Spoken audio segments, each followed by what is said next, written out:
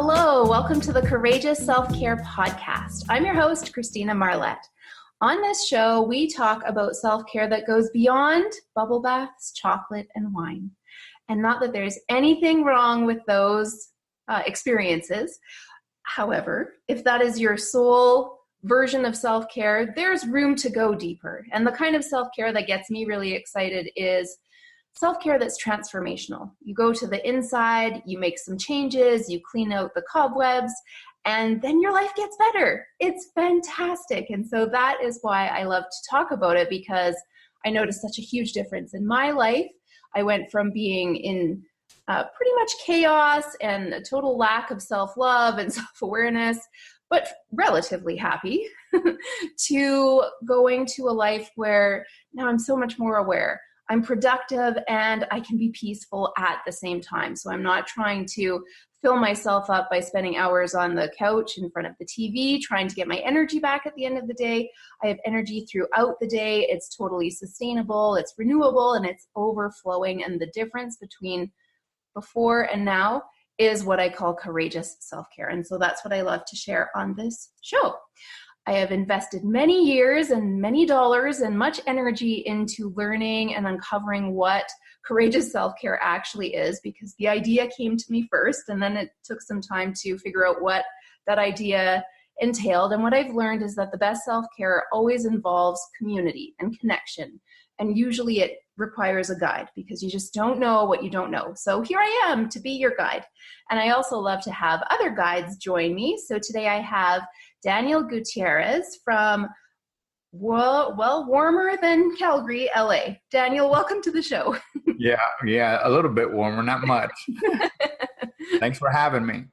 My pleasure. I'm so glad that you're here. So Daniel, tell us a little bit about who you are and what you are up to currently. Wow, we don't have that kind of time.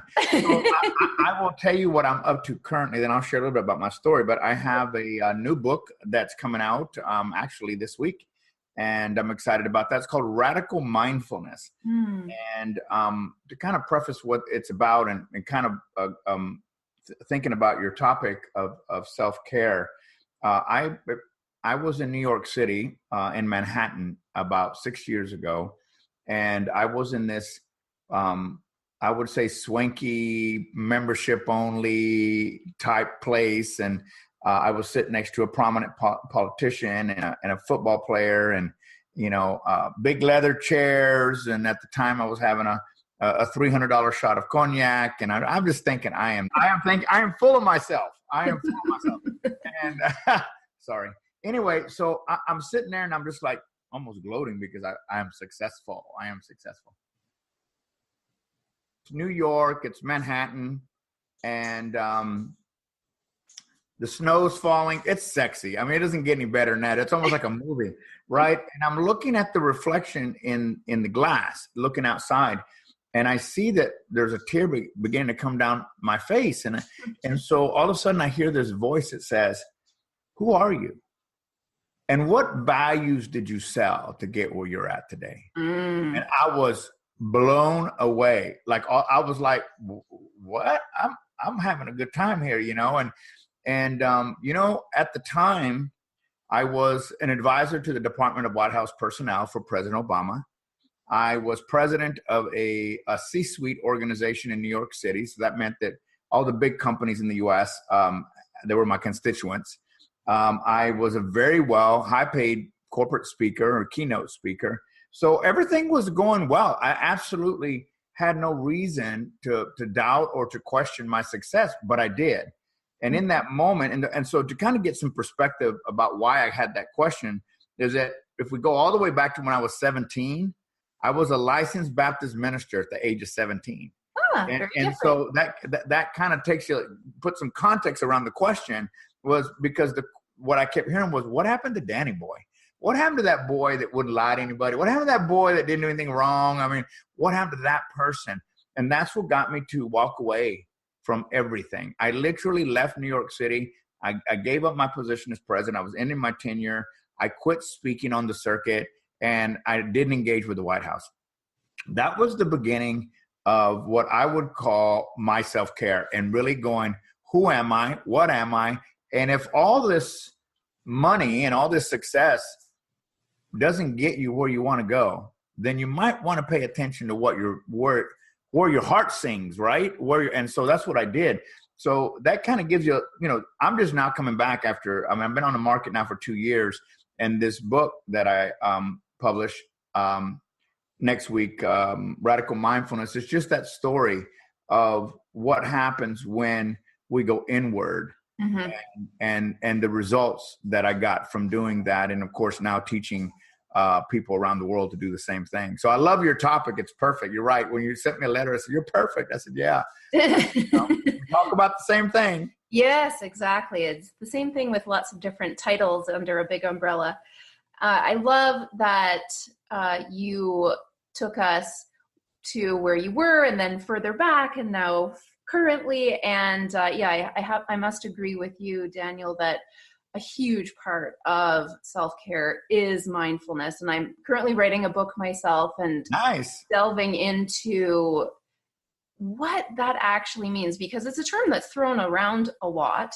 Yes. And but living it is so different from talking about it or reading about it or just hearing the word. So I love that you're doing that, and attaching the word radical sounds really fun. Well, it's interesting what you just said is why I wrote the book, because I found that it seems like the world has adopted the word mindfulness. You see it in commercials, you see it in sitcoms, you see it in movies. And I was thinking about that word and realizing it should never be a flavor of the month. It should never be a fad to take care of yourself. And so when the word came up, radical, radical mindfulness is the practice of mindfulness. Mindfulness is just awareness, being aware that I'm eating, being aware, whatever. It's just awareness. But the actual get the results that you were just talking about, you have to practice that. You have to practice, breathing or doing whatever it is, meditating, whatever it is that people do to get themselves in this place of peace and tranquility. And that's where the radical came from, is because it is radical to think that we're going to carry that moment of peace and tranquility that we get in the morning or in the evening throughout the rest of the day. Because usually, I don't know about you guys, but here in LA, we get on the freeways and our fingers start flying. What the heck? How is that mindful, right? Well, I'm mindful keeping you off is what I'm doing, right? Yeah. So it's like it goes out the window. So that's why I call it radical. Yeah, right. To actually incorporate it into your life. I could hear your listeners going, "Oh, he's American." That's what they're doing over there. You guys are too nice. You guys are too nice. We have lots of American listeners, so they're feeling right at home. There you go. Well, then they'll be going, "Yeah, brother, preach it." Yeah. One thing I love to do on the show is to get guests to share their current favorite self-care practice. And the reason I like to do that is because what I've learned over the years is that I used to think that I needed to do what everyone else told me was self-care, or what the media portrays as self-care, or what the experts say. And what I've learned delving into self-care is that it's actually very personal, and it can even shift. So what served you at one point in your life may not serve you now. And if you try to make it work, then that's not actually self-care. So I love to hear different people's variations and self-care practices, to let our listeners know that there are so many different ways that you can care for yourself, and also to give new ideas. So what's something that you love to do for yourself right now, Dan? Well, I was thinking about that, and probably the one that I'm most known for, because I make my clients do this, is burning Palo Santo. And Palo Santo is a wood. Yes, we have it here. Yeah. It's amazing. Right. I love it. Yes, it is.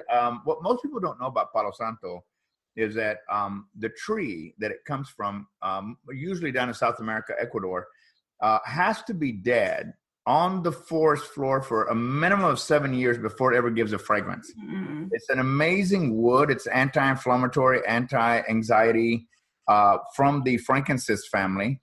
And it is amazing what it does to rewire the brain, to bring you back into peace and tranquility. So every morning, I bring it back from my trips to South America, and I don't have the little sticks you get in the store that look cute. These are pieces of wood, and I burn the Palo Santo because the strongest sense we have is smell. And yet we don't use it enough in our meditation, and we don't use it enough in our practice, when we could get instant results from using our sense of smell. So I use Palo Santo as a wood that I burn. And now obviously you can't burn wood everywhere you go or you get in trouble. So I have also Palo Santo oils that come from Ecuador.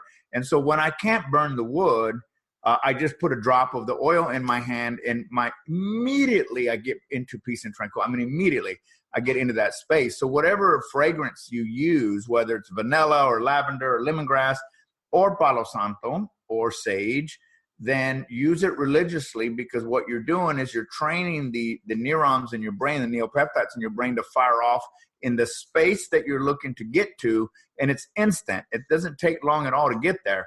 So I love using Palo Santo. And sometimes, I have enough oils laying around here. I'll pick something different, whatever speaks to me. But it definitely is using my sense of smell to help me get centered quicker.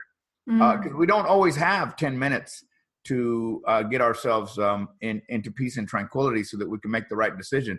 But oils, for me, do that, and then the Palo Santo does. So that's kind of a ritual that I love doing. I mean, it's just, and people will be around me going, I was doing an interview once and I was burning, but when I burn Palo Santo, I create like a room that's full of smoke. I mean, it's like, right? And I'm doing this interview and I said, "Is your house on fire?" No, it's Palo Santo. And they go, "That's a lot of Palo Santo." I said, "I know. I burned like a whole piece of wood." But it works. And I love using it. So I'm curious, where did you first learn about it, and how did you start incorporating it into your life? I learned about Palo Santo in Peru.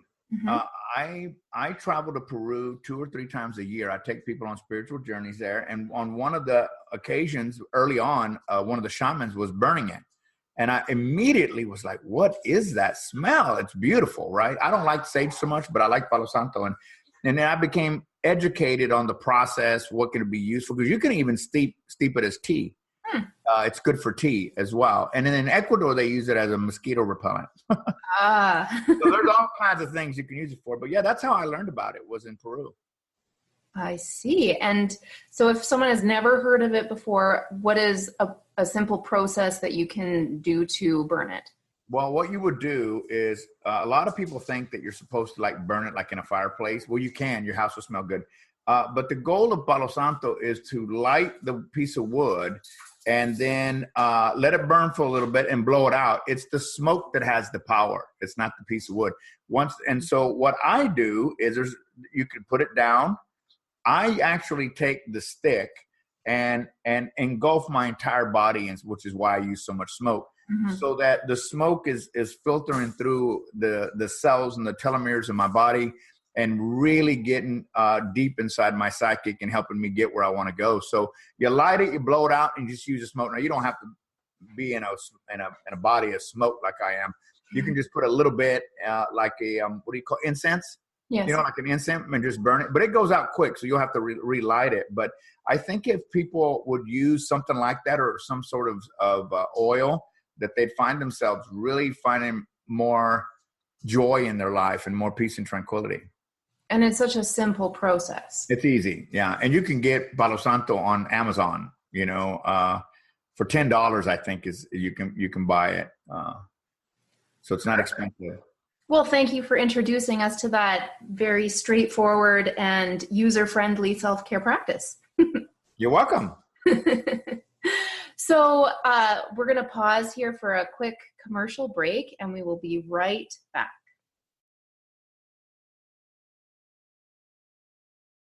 Welcome back. Thank you for sticking around. We're getting into the juicy second half of the interview with Daniel Gutierrez. So Daniel, the other thing I love to do in my guest interviews is have the guests share a story of courage. And the reason that I like to do that, well, there's a lot of reasons, but the one that's feeling important today is because we are all born with the ability to be courageous. And for some of us, we don't go past that innate ability.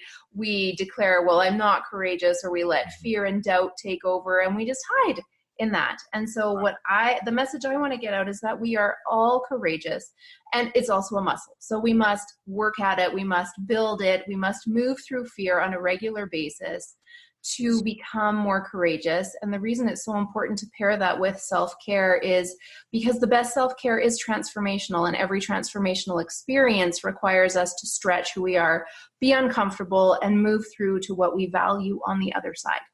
And so I am very much looking forward to hearing your story of courage today. Wow, there's been so many. I'm going to tell you a story about a shaman in the Amazon, because I think it's actually in my book. No one's heard this story. You'd have to read it, but I'm going to tell you.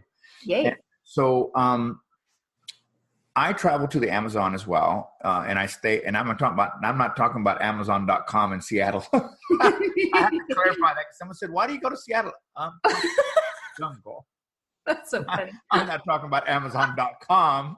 Like, people are so crazy. I said, no, I'm talking about the one that you could die from a spider bite. And right. Right? That's the jungle I'm talking about.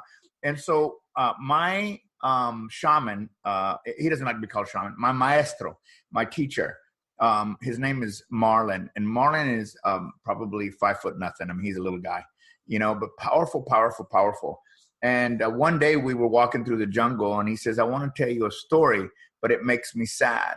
And I said, oh, well, then don't tell us. He goes, no, I think it's important, because most people that go out to the jungle, when they're around a teacher like that, kind of want to know, how did you become who you are? Tell me your story. So he decides to do that. And I was translating. And he says, when I was just 5 or 6 years old, I told my grandparents that I thought I was they say curandero, which is a healer. Mm-hmm. And so one day my grandparents asked me to walk into the jungle with them. So I did. And so we walked for quite a while. And then at one point they said, why don't you wait right here? We'll be right back. Now, mind you, he's 7 years old. We'll be right back. They didn't come back for 10 years. Now you can see why he's sad. So he says, I thought they didn't love me, and I thought I was going to die in the jungle. He says, after a few weeks or months, I'm not sure what he said it was, he said 2 big jaguars came into my camp, and I thought they were going to eat me. I was very upset at that moment. I just couldn't understand why they would leave me out there. I mean, and so he said that the jaguars didn't eat me, though. They became my protectors. Wow. And every night they would come into my camp and sit by the door of the whatever he was sleeping in, and protect me. And so 10 years later they showed up. So now he's 17.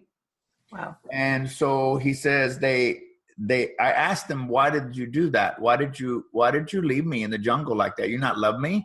And he said, no, we knew if you were truly a healer, you would learn the plants, and you would learn how to become a healer, or you would die. Oh my gosh. Right? I mean, this is serious. And this guy, I mean, I can see why he's sad, but and the reason I tell that story is because it takes a lot of courage for a 7-year-old to want to live. I mean, the jungle is full of things, and it's a parallel to life. The ocean is not the ocean without waves, and life is not life without problems. And we're part of, you said this, and I do believe that we're all wired to have courage. Some of us just choose not to use it, right? It's like we leave it in the tool chest. Yes. But courage allows us to move beyond our perceived human limitations to find answers and solutions to whatever we may be in. So there's a lot more to this story, but I just wanted to share that because it's such a shocking story. I mean, every time I hear him tell it, I just think of the Jungle Book. I'm thinking, here's this kid out in the jungle fending for himself. He didn't know how to drink water. He didn't know but now he takes us on tours of the jungle, and he tells us about all the plants, and he tells me, well, yeah, I could see why you had to make this work. So courage is important. And courage is the absence of fear. Courage is the absence of fear. And in the moment, the beautiful thing about courage is that it only takes a few seconds to do something different than you weren't doing before to see the results. I'll give you an example we can all understand. It's kind of like being scared to ask that girl or guy out. And you're just right there, but you just don't have the courage to say, I'd like to go out with you. And your whole life could change just by using those 3 words. I'd like to go out with you. And you don't know what the other person's going to say or do, but that's not any of our business. Our job is to be in the forward movement of courage to get the desired outcome or results that we're looking for. And so I think that, this kid stays out in the jungle and begins to learn the plants. He had the courage to take what was there and every day make a step forward toward, I guess, 10 years. I mean, who knows how long they were going to leave him there. But so I want to encourage people to realize it only takes a few seconds to break and usually the things that we do fear, the fear, doubt, and disbelief that we do feel never comes to pass. It's like 80% of the things that we worry about never come to pass. And here we are not willing to take the courage. And how many times have we had the courage to say something and go, oh, that's it? No, yes, exactly. There's nothing going to hit me. There's, nothing, right? So that's a little story of courage. It's a powerful story about the reality of life and how maybe we live in some what we would call a bubble or protected life, and what we have to conjure up as courage is not what that little boy had to conjure up to live out in the jungle. Yeah, right. Anyway, so that's one of the stories that I tell in my book, because I think it's also a story of forgiveness, because he had to forgive his grandparents for leaving him out there for 10 years. Yeah, exactly. And that must have been super hard for them too, because I'm sure they actually did love him. And so wondering how he was doing for 10 years, that would be so painful. Right? Yeah. It's amazing. But, but we do survive, and we do transform and transmute into something much more beautiful when we can allow ourselves to experience courage in the moment. And that's where the radical mindfulness comes in, because courage does not exist in the past and courage does not exist in the future. It only exists in the present moment, when you're connected to something bigger than you and yourself, that you can actually act and create and experience a new life that you never dreamed of just by asking it. And it's so simple: a job, a date, even something like, I really would like salt with that. You didn't give it to me. That's where you practice the muscle. Yes, exactly. Right? Because then you're more used to asking for something that you're like, well, I'll just do without salt. No, I want the whole salt shaker. Thank you. And you're right. It's those micro experiences where we can build that muscle in everyday experiences. Like, it took me years and years and years of getting massages and being freezing cold to ask for a blanket. Oh my gosh, that's what I'm talking about, right? I so know. Can I have a blanket? Yeah, I even got an electric one. What? I know. Like, the massage therapist does not want the client to be uncomfortable and cold, and yet vocalizing that and voicing the need for some reason was so hard for me. And so it takes those little micro moments of making that decision where we don't know how it's going to turn out, and being okay with the mystery of the unknown to build up that muscle of courage. Right. So true. And I'm curious, Daniel, about your experience of when you got that whisper and you saw the tear coming down your face and you decided to leave it all. Was there fear involved for you, or were you feeling really guided? Like, what was going on for you? No, I was not guided. I actually, I really questioned what I was doing. And actually about 4 or 5 years into it, I mean, I went and studied with the monks in the Himalayas. I worked with Sanskrit priests in the coffee plantations of Kathmandu. I worked with the maestros of the Amazon, the Pacos of the Andes. I was like Forrest Gump, just running around everywhere, and I got to that place that Forrest Gump did too, when he was running, he just stopped, and like, well, that's all I have to say about that. And what the heck was I thinking? Oh my God, I don't have a job. I've been gone for 5 years and I'm almost broke. What do I do? Yeah, I questioned myself quite a bit. And it was clear that I had made the biggest mistake of my life. Yeah. But it wasn't, obviously, but it was, so I want to fast forward a little bit to last year. one of the biggest stages in the world is Carnegie Hall. And last year, I had the pleasure of opening for a meditation concert with Earth, Wind, and Fire and Madonna's keyboard player. And I said to them, I said, 6 years ago, just down the street at this swanky place that you guys probably know, I gave it all up. And everybody in New York City thought I had lost my mind. They thought, you're going to ruin your career. You're going to ruin, how could you work so hard all your life to throw it away? And I said, now I'm standing here before you on one of the biggest stages in the world to address you about my topic, radical mindfulness. I said, I guess I didn't do too bad. Yeah, right. Maybe you had to lose your mind to become radically mindful. Right. Yeah. And so, yeah, there was always fear, doubt, and disbelief. And we're not exempt from those emotions as human beings. I mean, anyone who tells you they don't experience that, run the other way. Right. They're not being authentic. I mean, we're human beings with human emotions. And even the greatest gurus of gurus yells at people. It just happens. The difference is being able to catch yourself fast enough and correcting the behavior before it becomes something that really hurts somebody. Right, and I think that I'm always really mindful that, you know, I'm not perfect. I tell people all the time, I'm not perfect. I didn't claim to be Buddha or anything like that. I said, I'm just doing my thing, my way, and finding my peace and tranquility, which means I'm going to get into fear, doubt, and disbelief sometimes. And that's okay. I have a quote that says, okay to be there, not okay to stay. Yes. Yeah. Perfect. Well, thank you for sharing all that with us. And I'm sure people are itching to read the rest of your book and find out more of the shaman's or maestro's story and learn more about you. And I know you have a free gift to offer. So where can we find you? And you want to tell us a little bit about that? Yeah, well, you can find me at my website, and also the book will be there. You can go to Amazon and type in Radical Mindfulness. But you can go to my website, danielgutierrez.com. Easy for me to say. So DanielGutierrez.com. And believe it or not, I have misspelled that sometimes. So don't feel bad. And the free gift I have for you is something that was really dear to me. I, like I said, traveled to the Amazon, Peru quite a bit.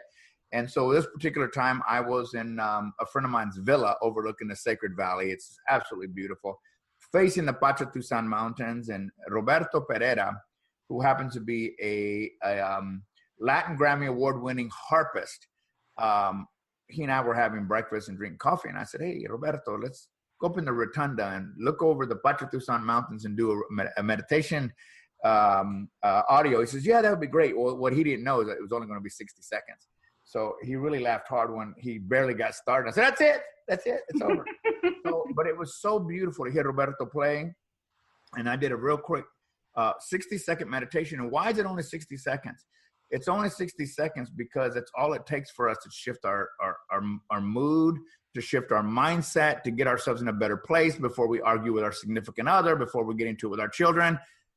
It only takes 60 seconds to diffuse yourself so that you're not coming from an emotional standpoint. You're coming from a more stable standpoint. And so when you go there to get the gift, you'll see a little story about Roberto and a picture of him and his wife in the house. And it was really something special. And so I started giving it away because people really enjoyed it. So I hope they enjoy the audio, and I would love to hear from you if you do. And on my website, you'll learn all about the book and my trips around the world. And actually, I haven't said this a lot, but I will say it here, is that in the next couple of months, I will be purchasing my own spiritual center in the Sacred Valley. So I'll have my own place. Yeah, I don't want to say too much about it because I haven't done it yet, but it's pretty sure. And so I'll be teaching and having people come from around the world to my actually, I call it my home. It just happens to have 23 bedrooms. Your home plus. My home plus. Like, you know what? I'm mad at you. Go to that end over there. Yeah. I don't want to see you. That sounds like a whole separate story of courage. Right. Exactly. Yeah. Oh, well, Daniel, thank you so much for sharing who you are and your essence and your energy with us. This has been absolutely delightful. And I can really tell from your energy that you do practice what you preach, and that you've come maybe full circle from that 17-year-old through the journey and out the other side. And I feel so grateful that we were able to connect here. Thank you so much for having me. I really enjoyed it. My pleasure. And I do encourage you to go get that free gift that Daniel's offering, the 1-minute magical harp meditation, because that's all it takes. And that while you're at it, get yourself some of the Palo Santo. No, how do you say it? Palo Santo. Sacred Palo Santo, yes. And like Daniel said, you don't need a whole chunk of time. It can be instantaneous when you train your senses and you practice getting into that state of peace and calm so that you can live and be the person that you want to be. Thank you so much for listening. You get a big pat on the back from yourself for practicing some courageous self-care, for listening today. And I invite you to tune in again next time. Daniel, thank you again so much for being here. Thank you. And thank you for listening. Please tune in again next time. I look forward to connecting with you again then. Bye-bye for now.